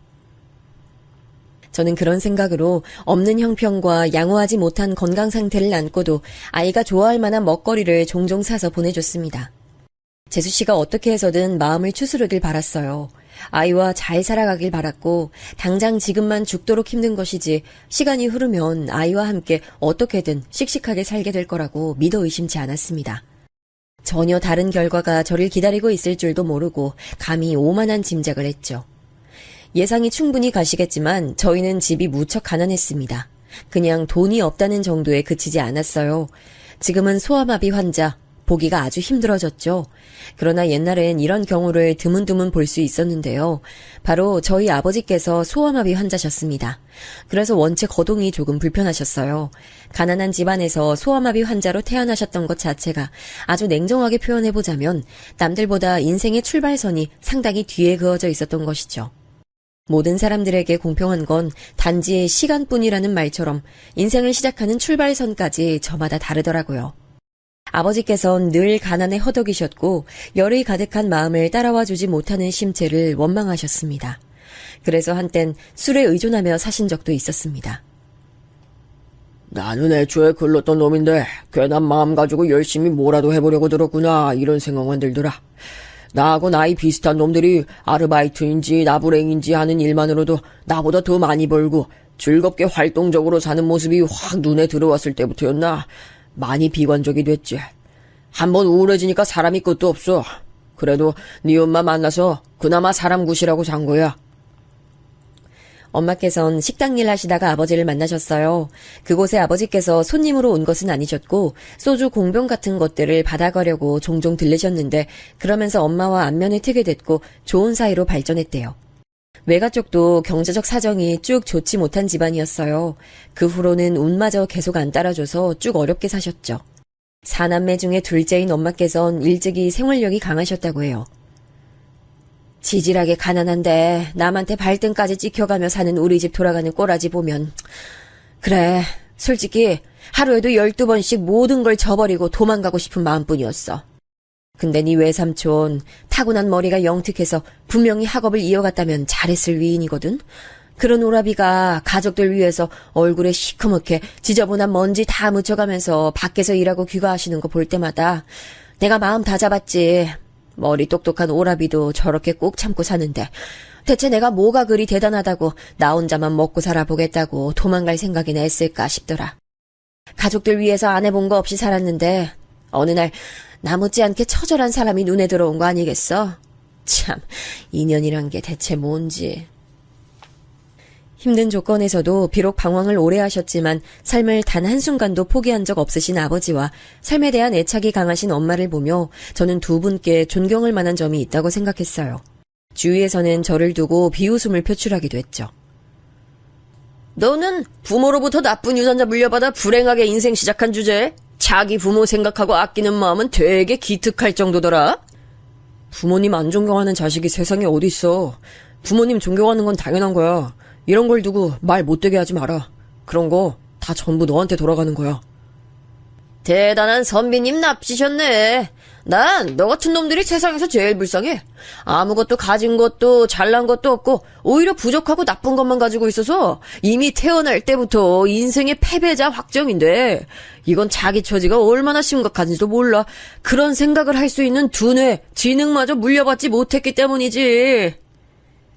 그 언젠가 친구라도 칭하기도 싫은 어떤 녀석이 제게 그런 소리를 했었는데 당시에 아무렇지도 않은 척 대꾸했지만 속은 문드러졌습니다. 남들이 보기에 저희 가족이 얼마나 구질구질하고 열악한 것인지 적나라하게 체감이 됐으니까요. 또한 부모님을 존경하지 않는 자식이 바로 제 곁에 늘 있었으므로 안타깝고 답답한 마음을 담아서 그런 말을 제가 했었던 것이죠. 그건 다름 아닌 제 남동생이었습니다. 선천적으로 기관지가 약하고 자율대사가 떨어지는 저와는 다르게 건강한 신체를 타고났음에도 남동생은 늘 비관적이었어요. 가난하고 못 배워먹었고 늘 비루하다며 저희 가족을 너무나 싫어했습니다. 본인이 가족임에도 말이지요. 형, 내가 사춘기 지나면서부터 매일 하루도 빠짐없이 한 생각이 뭔 줄 알아? 세상은 참 더럽게 불공평하다는 거야. 우리 가족에겐 아무것도 주지 않았잖아. 굳이 내가 열심히 살아봤자 뭘 하겠나 싶은 생각부터 들더라. 나보다 출발선이 훨씬 앞에 그어져 있는 놈들은 인생 편하게 사는데 난 왜 아등바등하면서 살아야 돼? 똑같은 인간이고 같은 사회를 살아가는데 왜 이딴 차이가 있어야 되는 거야? 이럴 바엔 아무것도 시작 안 하는 게 가장 나아. 그게 제일 손해 안 보는 길이야. 이를 갈면서 어느 날 제게 그런 말을 해왔던 남동생은 당시 18이었습니다. 그런데 눈에 분노와 좌절과 절망이 가득했죠. 저는 선천적으로 건강하지 못해 빌빌거리며 지냈지만 그래서 한때는 건강한 남동생이 너무 부럽기도 했었지만 이런 저랑은 다르게 남동생도 자기만의 고충이 있었을 겁니다. 오히려 저보다 힘들고 괴로운 학창시절을 보냈을 테지요. 저희 형제는 슬프고 불운하게도 환경도 따라주지 않는 것에 이어서 공부머리까지 없었던 모양이에요. 외삼촌께서는 공부 쪽 두뇌를 가지고 계셨다는데 그 유전자는 대체 어디로 이어지는 건지 그분만 돌연변이었는지 이런 실없는 생각으로 씁쓸해본 적도 있네요. 성인이 된 남동생은 불과 몇 달 만에 웬 이상한 여자하고 살림 차리겠다고 큰 소리를 쳐댔습니다. 나 이제 이 여자하고 같이 살 거야. 결혼식 올릴 돈도 없고 부를 사람도 없으니까 그건 생략할 거고 그냥 서로의 진심만 보면서 같이 살아보려고 해. 너 미쳤어? 알게 된 지 한 달도 안 된 어디서 뭐하던 여자인지도 모르는데 살림을 차려서 같이 살겠다고? 네가 무슨 말을 뱉고 있는지 스스로 인지가 되기나 해? 형은 왜 그렇게 화를 내? 월세방 구할 돈이 형 주머니에서 나오는 것도 아니잖아. 난 아버지랑 엄마한테만 허락받고 돈 받으면 돼. 그럴 돈이 두 분께 어디에 있다고 그래? 너 제발 정신 좀 차려! 아무래도 유흥 쪽을 전전한 것 같은 여자로 보였는데 심지어 남동생보다 6살이 더 많았죠. 충동에 사로잡힌 남동생을 무슨 수로 말리나 싶어 망연자실했는데 그걸 이뤄낸 건 엄마도 아니고 아버지였습니다. 한때 술에 빠져 사셨다는 경험담처럼 아버지는 술과 가까우신 분이었는데요. 남동생이 말도 안 되게 우기는 것에 속이 상하셨는지 술을 잔뜩 드셔가지고선 남동생에게 일가를 터뜨리셨어요. 어디 말도 안 되는 짓거리 하겠다고 목소리를 높여! 그렇게 키운 적도 없건만 늘 엇나가지! 늘! 언제나! 아버지는 왜 저한테만 맨날 화를 내세요? 아버지야말로 잘하신 거 하나도 없잖아요. 비루하게 태어나셔서 구질하게 살고 계시면 본인만 계속 그렇게 살다가 편하게 떠나시면 되는데 자식들은 왜 낳으셨어요? 저는 태어나고 싶지도 않았는데 태어나는 바람에 항상 고통 속에서 살아가고 있다고요. 살아온 모든 순간이 고통이었고 제 마음을 이해해주는 상대를 만나서 같이 살겠다는데 이것마저 회방 놓으시려고요? 아버지가 제 인생에 그럼 해주시는 게 뭐고 도움이 되는 게 뭐예요 도대체? 그래, 너는 낳는 게 아니었는데 너를 원래 낳지 않으려고 했었어. 네 형 하나만 낳고 우리 부부에겐 더 이상의 아이는 없는 거였어. 그러니까 네가 생겨서 태어난 건 우리한테는 엄청난 사고였지. 이렇게 은혜도 모르는 천하의 불효자식이 나올 줄 알았다면 용을 쓰고 기를 써서라도 우린 너 안 낳았을 거야. 그 순간 제 심장이 철렁 내려앉더라고요. 저는 아버지가 울컥해서 홧김에 그런 말을 잊지도 않은 이야기를 지어내신 줄로만 알았어요. 근데 표정을 보니까 그게 아니더라고요. 엄마 얼굴은 창백하게 질려 있었죠. 그 가운데서 남동생은 할 말을 잃어버린 채로 천천히 고개를 떨궜습니다. 이 믿을 수 없는 당황스러운 이야기에 저는 엄마께 따로 여쭈어봤어요. 그리고 어렵사리 당시 상황을 들을 수 있었죠. 직접 이런 말 하기가 그렇지만 우리라고 왜 우리가 자식 많이 낳아봤자 그게 자식한테 좋은 일 아니라는 걸 몰랐겠어. 다 알지. 네가 생겼을 때도 우린 기뻤지만 걱정도 함께 따라왔으니까. 그리고 네가 건강이 선천적으로 약하다는 걸 알았을 때 죄책감이 있었어. 너무 미안하더라 너한테. 그래서 무조건 둘째는 없다고 더 다짐했었어. 하나만으로도 우린 벅차단 걸 잘 알고 있기도 했고. 근데 생각지도 못하게 네 동생이 생겨버린 거였어. 우유보다 난 바보 같은 나는 임신 사실을 무려 중기까지 나 스스로에게도 되뇌이지 않고 무시한 채 그냥 살았어. 겁이 났고 그냥 상황 자체를 회피하고 싶었지. 그러다 때가 돼서 네 동생 낳은 거였어. 힘없이 말씀하시는 어머니 이야기에 만감이 교차했습니다. 저희 형제의 인생은 남동생의 말 맞다나 고통뿐일지도 모르겠다는 생각이 들더라고요. 그토록 자기가 이 세상에 애초에 안 태어났다면 행복했을 존재라고 그렇게 여겨왔던 남동생은 적나라한 진실 앞에서 오히려 충격을 받은 듯 보였어요. 기력 하나도 없이 다니더니 집을 시끌벅적하게 만들어 놓았던 그 이상한 여자하고는 헤어졌습니다. 다행인지 불행인지 남동생이 스스로의 성질에 못 이겨서 그 여자하고 미친 듯 싸우더니 그대로 갈라섰어요. 원래는 휴대폰 개통 대리점에서 근무를 하고 있었는데 그 여자와 헤어진 이후에는 숙식 제공 가능한 공장에 들어가서 남동생은 일을 했습니다. 딱 1년 채우더니 나와서 웬 새로운 여자하고 결혼을 하겠다고 했어요. 지난번과 다른 점이 있다면 이번엔 완전 통보라는 점이었습니다. 공장에서 만난 여자하고 갑자기 결혼을 하겠다고? 부모님 허락도 없이? 그쪽 집안에선 이런 작태를 두고만 보신대? 가족들하고 관계에 문제가 많아서 불우했고 또 불행했던 여자야. 이제 내가 그 여자 가족이 돼서 곁을 지켜주고 싶어. 이번엔 정말 진지한 감정이야. 혼자 살아도 녹록지 않은데 둘이 살겠다고? 그게 불행해지는 길이 아니라고 네가 어떻게 확신할 수 있어? 너 지금 너무 성급한 거야. 형이 그래봤자 난 내 결심 안 굽혀. 나 이제부터 나 알아서 할게. 형은 장남이니까 부모님은 앞으로 형이 책임지고 모실 수 있지? 알아서 한다던 남동생은 집에서 오만 살림을 다 챙겨 나갔습니다. 아주 작은 쓸모라도 있고 돈이 되는 건 무조건 챙겼어요. 그 기세에 넘어가 버리고 만 부모님께서는 골머리를 앓으셨죠. 남동생 부부에겐 금세 아이가 생겼습니다. 그 소식을 접하고 난 뒤에야 저는 재수 씨하고 처음 대화를 나눠봤습니다. 이것저것 많이 사오진 못했지만 여기 과일 정도는 잘 드실 것 같아서 좋은 걸로 사왔습니다. 냉장고에 시원하게 뒀다 드세요. 감사해요, 아주버님. 뱃속의 아이도 과일 무척 좋아할 거예요. 왜냐면 제가 과일 엄청 좋아하거든요. 비록 형편 때문에 자주 사 먹어본 적은 없지만. 과일 좋아하시는군요. 잘 됐네요. 좋은 걸로 골라서 사온 보람이 있습니다. 맛있게 드시면 좋겠어요. 태교 잘하시고요. 네. 저는 아이가 부디 자기 아빠 쪽 말고 엄마 쪽 닮았으면 좋겠어요. 전 적어도 간호사 실습 나갔을 정도까지는 머리가 따라주는데 아이가 저를 전혀 안 닮았다고 상상해보세요. 자기 아빠, 할아버지, 할머니, 큰아빠를 아이가 고루고루 닮았다고 생각만 해도 너무 소름 끼치네요. 재수씨가 그런 말을 하면서 한쪽 입꼬리만 당겨서 피식 웃었을 때 공교롭게도 저는 부부가 아주 일심동체라고 생각했습니다. 유유상종, 끼리끼리라는 말이 괜히 있는 게 아니더라고요. 재수씨는 단지 말을 배려심 부족하고 무례하게 뱉을 뿐만 아니라 그 안에 자기의 뒤틀린 심사를 담아 말을 했습니다. 그러니까 제 남동생 못지않게 불행으로 점철된 유년 시절을 보내왔다는 얘기였죠. 가출을 일삼는 부모 밑에서 자라온 재수씨는 늘 불안정했다고 해요. 그런데다가 성인이 된 지 얼마 안 됐을 때 지인으로부터 사기를 당해서 빚까지 생긴 사람이었죠. 그런 배경을 알고 나니까 왜 남동생과 재수씨가 서로를 만났는지도 이해가 됐고 날 세우는 재수씨의 태도도 이해가 되더군요.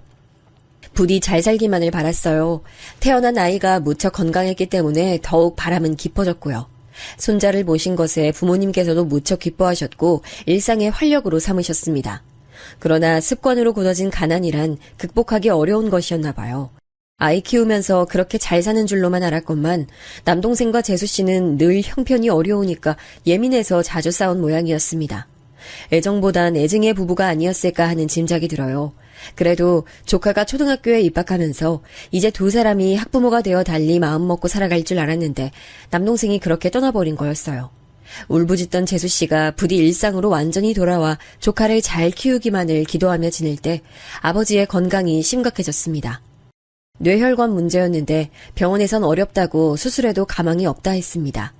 그럼에도 저와 엄마는 상의 끝에 없는 재산까지 털어서 수술을 결정했죠.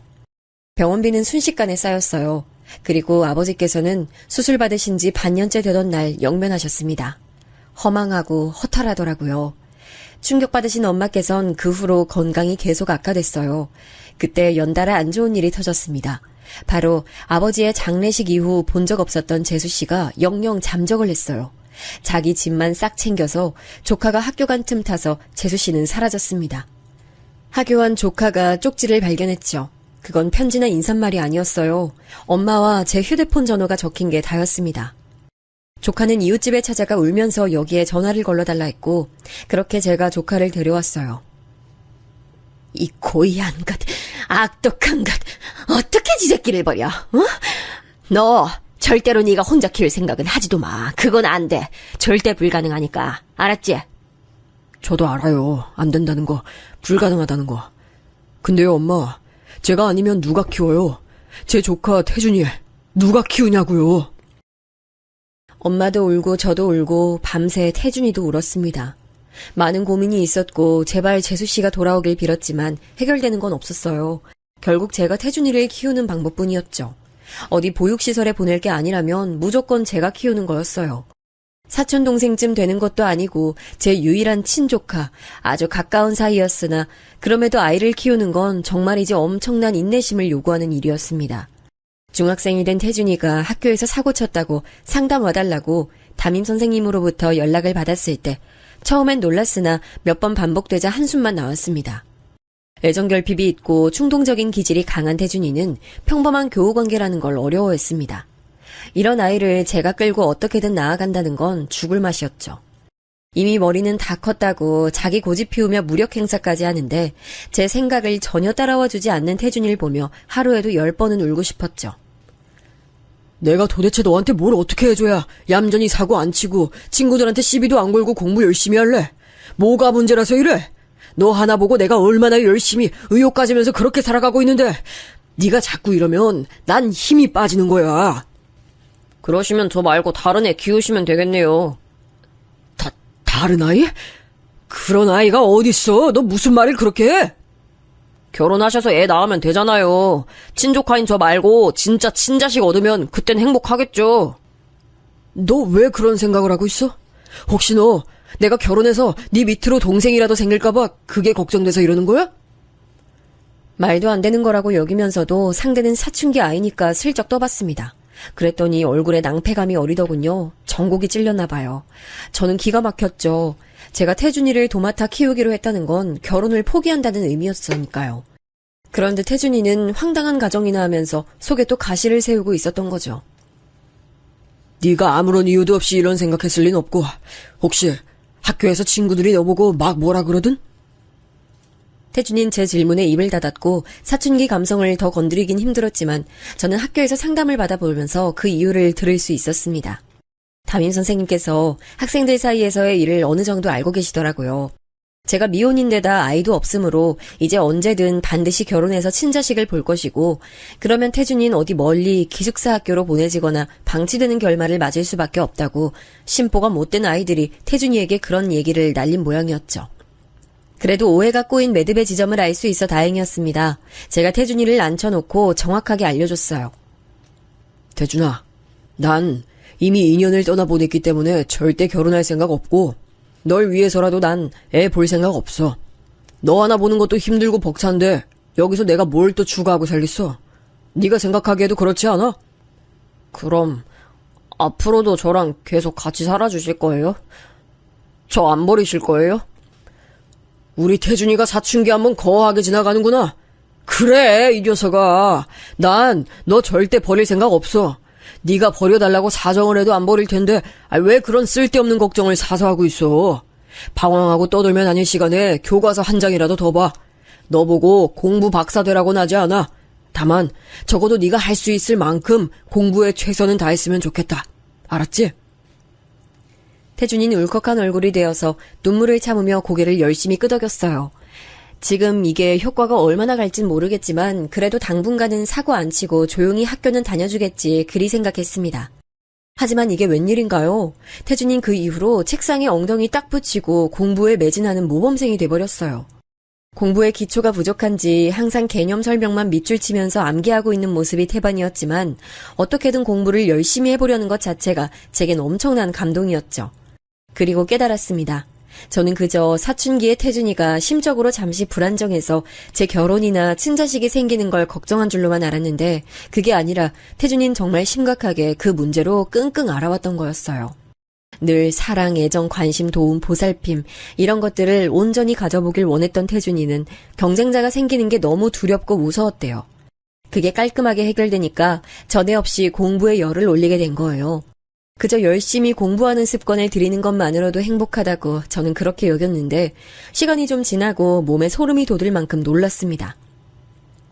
태준이 네가 이번에 시험에서 7등을 했다고?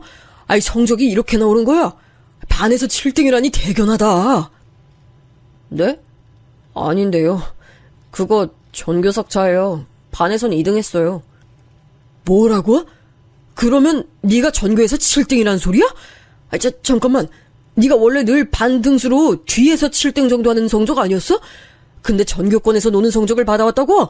야, 나는 창피한 얘기지만 공부엔 문외한이라 잘 모르는데 암만 그래도 이건 너무 대단하다 못해 심각한 반등 아니야? 태준아, 이거 정말로 네 머리로 네가 시험 문제 풀어서 받은 성적 맞아? 그럼 제가 했지 누가 했겠어요. 제 시험 대신 쳐줄 사람도 없고 답지 보여줄 사람도 없어요. 저 그렇게까지 돈독한 친구도 없거든요. 그런 친구 없다고 자랑스럽게 얘기하는 저 독특함을 보니까 제 남동생의 핏줄이 확실했습니다. 그때 생각나더라고요. 엄마께서 그러셨죠. 외삼촌께선 그런 열악한 집안이었음에도 공부 잘하는 게 두드러질 만큼 머리를 타고나셨던 분이었다고요. 어쩌면 그 공부머리 유전자가 제 친조카 태준이에게 이어진 건 아닐까 하는 의구심과 기대가 동시에 피어올랐습니다. 아니나 다를까 학교에서도 태준이 성적은 화제였어요.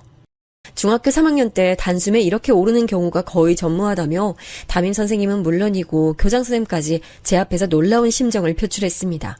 심장이 빨리 뛰었죠. 선생님, 그럼 제가 앞으로 어떻게 하면 좋을까요? 저는 밥이나 먹이고 교복 다림질이나 해줄 줄 알지 공부를 가르쳐줄 수는 없습니다. 그렇다고 학원에 보낼 형편은 솔직히 안 되고요. 제가 대학 입학 관련해서 성적별로 경우의 수라는 걸 짜드릴 테니까 이거 참고해서 태준이 성적만 제대로 파악해 주시면 반드시 괜찮은 대학은 보내실 수 있을 거예요. 서울 소재 4년제 대학은 무난하다고 보셔도 되지 않을까요? 태준이가 의지만 잃지 않는다면 상위권도 노려볼 만 하겠죠. 예? 서울에 있는 4년제 대학이요? 거기다가 상위권 대학이라고요? 기절하는 줄 알았습니다. 저는 남들보다 많이 뒤떨어지는 환경 그리고 조건에서 나고 자란 사람이었고 서울에 있는 4년제 대학은 너무나도 대단한 간판이었어요. 이런 걸 태준이에게 미리 다 말을 한다면 부담감에 질식될까봐 그러질 못했습니다. 쥐뿔 번듯하게 지원해줄 수 있는 것도 없으면서 대학 잘 가서 출세하기를 바란다면 그건 정말 날강도 신보인 거지. 자유롭게, 다만 최선 다하도록 그렇게만 두자. 저는 태준이의 중학교 3학년 담임 선생님께서 짜주셨던 대학 입시표를 낡은 서랍장에 고이 넣어뒀습니다. 태준이는 집에서 통하기 용이한 무난한 인문계 고등학교에 진학했고요. 저는 이때 엄마께서 시설에 입소하시게 됨에 따라 많은 신경을 썼고 있었습니다. 일상생활이 어려워져서 시설로 들어가는 엄마의 모습을 보니 정말 이루 말할 수 없이 착잡한 마음이 들더군요. 깊은 상념에 빠져 한동안 심란했는데 그러던 어느 날 제가 문득 서랍장을 열어봤다 고개를 갸웃했어요. 대학 입시표가 제가 접어놨던 모양과는 다르게 접혀져 있더라고요. 저는 종이를 접는 습관이 일정하기 때문에 바로 알 수 있었습니다. 아무래도 태준이가 이걸 본 모양이었는데 따로 물어보진 않기로 했어요. 저는 그래픽 검토하는 일감을 늘려가며 더욱 일에 매진했습니다. 태준이 대학 보내려면 한 푼이라도 더 벌어야 했어요. 남들이 새 옷 사입고 놀러 다닐 때 우리 태준이만 아르바이트를 내내 전전하도록 할 수는 없었으니까요. 그렇게 정신없이 저는 저대로 태준이는 태준이대로 최선을 다하며 지냈습니다. 그리고 고3이 된 태준이가 받아온 모의고사 성적표를 보고 저는 눈을 한참 비벼야 했어요. 가뜩이나 모니터 자주 보시느라 눈도 안 좋으시면서 왜 그렇게 세게 비기세요? 그러다 눈 빠져요. 내가 지금 눈 안 비비게 생겼어? 아니 태준아, 내가 글자를 잘못 보고 있는 거니? 그러니까 이 한 자리 숫자가 등급이라는 건데 가장 좋은 게 1등급이잖아. 받기 힘든 거고. 근데 네가 지금 모든 과목이란 과목에서 전부 1등급을 받았다는 거야? 네. 지난번까지는 전부 1등급 받아본 적은 없었는데 이번이 처음이에요. 아무래도 이제 진짜 감을 제대로 잡은 것 같아요. 앞으로 제대로 해봐야죠. 지금도 엄청난데 대체 뭘 제대로 해본다는 건지 저는 성적표 종이의 내용이 믿기지 않아 자꾸만 보고 또 보고 반복했죠. 학교에 가서 선생님과 입시 상담을 한 차례 받아보니 그제야 실감이 났습니다. 선생님이 비장하게 말씀하시더라고요. 알고 계시죠? 태준이 천재예요. 그것도 가장 보기 드물고 또 무섭다는 노력형 천재요. 타고난 것에 노력까지 더해서 공부를 하더라고요. 근데 성격 보면 절대 유순하지 않고 오히려 좀 반항기가 있던데 그런 급한 성질머리를 누르고 공부에 매진한다는 것 자체가 태준이 녀석 정말 대단해요. 제가 그 말씀을 듣고 눈시울이 붉어졌어요. 너무 고맙고 대견하고 미안해서요. 해준 것도 없는데 왜 그렇게 열심히 잘하는 건지 제가 태준이에게 물어봤습니다. 머리도 타고났는데 그렇게 열심히 노력까지 하는 이유가 있냐고 말이죠. 그렇게 공부가 좋냐고도 물어봤죠. 그랬더니 머뭇거리면서 의외의 답변을 내놨어요. 공부가 재밌긴 한데 좋진 않아요. 금방 흥미가 떨어지거든요. 근데 제가 좋은 대학 가서 성공하는 게 우리 세 식구 가장 빠르고 확실하게 잘 살 수 있는 방법 같아서 그래서 노력하는 거예요. 우물쭈물 태준이가 뱉어낸 진심에 기어이 눈물을 훔쳤습니다. 다름 아닌 새 식구라는 대목이 저를 울렸어요. 저 태준이 그리고 시설 들어가신 엄마 이렇게 세 사람을 태준이는 말하고 있는 거였죠. 뭐라고 형용할 수 없는 감동이 있더라고요. 대학 입시 기대보다 못해도 돼.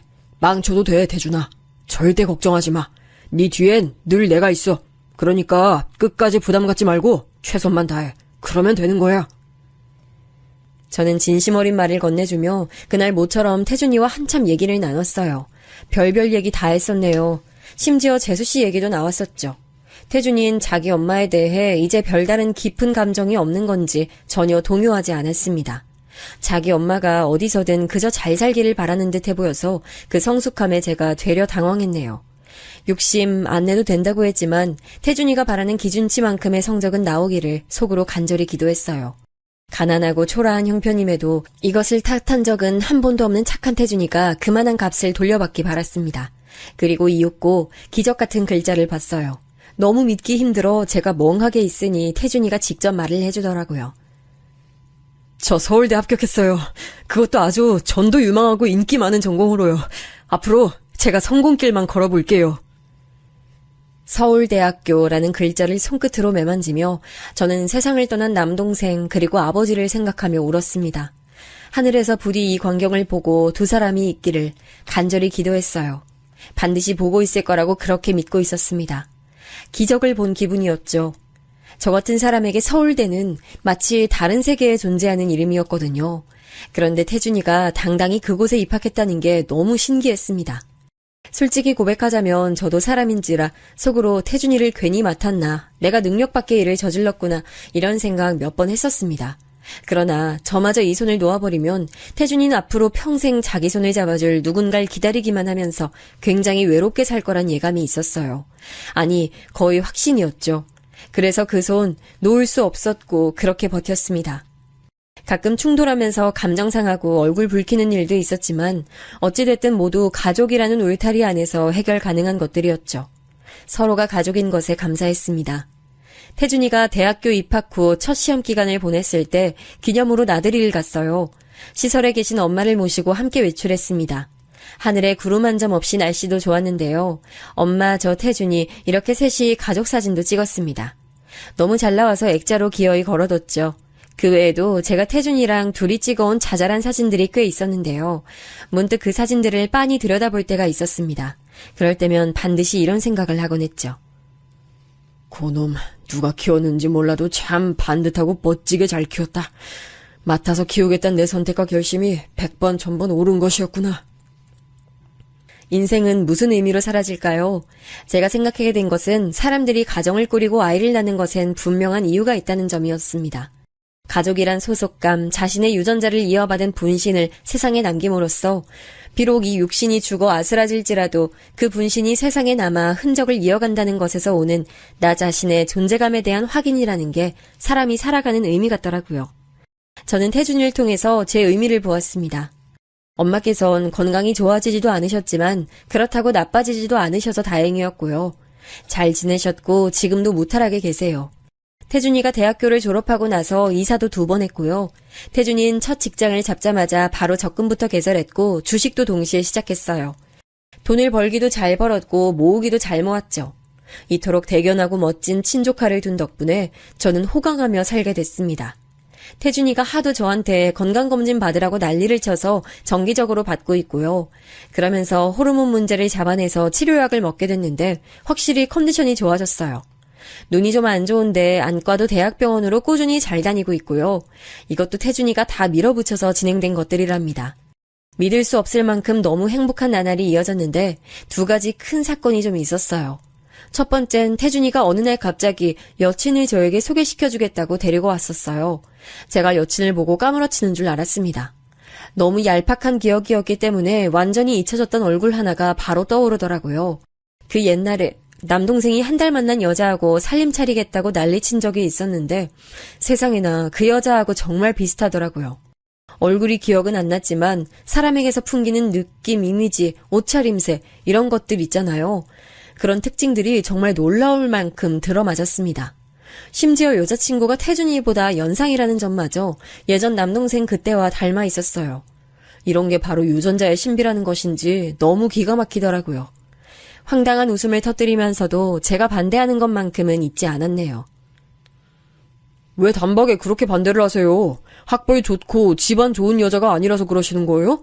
사람 됨됨이 좋고 성격 발랄하고 센스 넘치는 사람이에요. 진지하게 교제 중이니까 이 점 알아주세요. 잔말 말고 적당히 헤어져. 다른 이유를 이것저것 대기도 싫어. 그냥 내 맘에 안 들어. 내 마음에 대못을 박든가 그 여자친구에게 시련의 아픔을 주든가 네가 양자택일 해. 제 느긋한 반응에 태준이는 약간 화가 났는지 무조건 그 여자친구를 택할 기세였지만 3주 정도 지났을까요? 그 여친이랑 맞췄다던 커플링 보란듯이 손에서 사라져 있더라고요. 이런 거 보면 태준이 효자입니다. 그리고 큰 사건 2번째, 지난 세월 두문불출했던 재수씨가 나타났습니다. 태준이 앞에 등장해선 원망을 쏟아냈고 효도를 강요했어요. 우리 아들 이렇게 번듯하게 잘 컸고 그동안 잘 살았는데 왜 엄마 찾을 생각은 안 했어? 넌 엄마 자식이니까 찾으려면 금방 찾을 수 있었을 텐데 엄마가 너를 얼마나 기다렸는데. 그러시구나. 저도 기다렸어요. 많이 기다렸는데 안 오시더라고요. 그랬어? 우리 아들이 엄마 많이 기다렸구나. 그런 줄 알았으면 엄마가 진작 너 만나러 왔을 거야. 하지만 네가 엄마 원망하고 있을까봐, 보기 싫어할까봐, 그래서 여태 망설였어. 네가 먼저 와주기만을 바보처럼 기다리기만 한 이 못난 엄마를 용서해 줄래? 근데 무슨 용건이세요? 용건이라니. 너 엄마 앞에서 무슨 말을 그렇게 차갑게 해? 재수 씨가 눈물 훔치는 신용을 하더군요. 그 모습 보며 솔직히 어이가 없었습니다. 어린 자식만 달랑 두고 도망가 버렸으면서 이렇게 뻔뻔하게 굴다녀. 조금 화가 났지만 그래도 태준이의 선택에 전적으로 달렸다 생각하며 가만히 있었습니다. 태준이가 자기를 낳아준 엄마에게 끌려서 쉽게 용서를 해준다고 해도 제가 그 선택을 비난하면 안 될 일이었죠. 괜히 씁쓸한 입맛을 다시고 있는데 갑자기 태준이가 피식 웃더군요. 명백한 비웃음이었어요.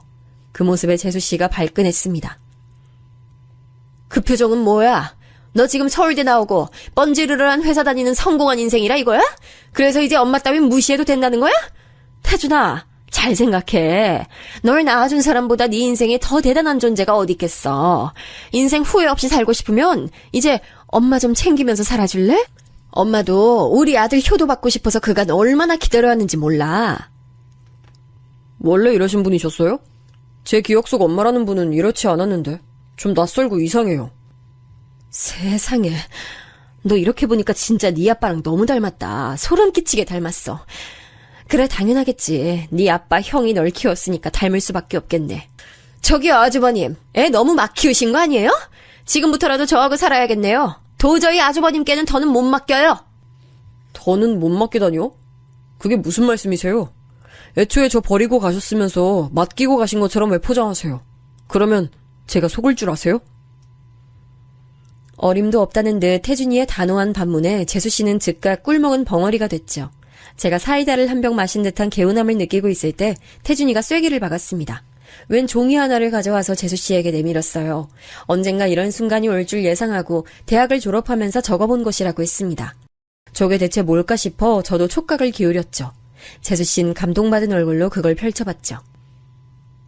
설마 그가 나한테 편지를 써온 거야? 고마워서 어떡해. 아니네. 이 숫자들은 대체 뭐야?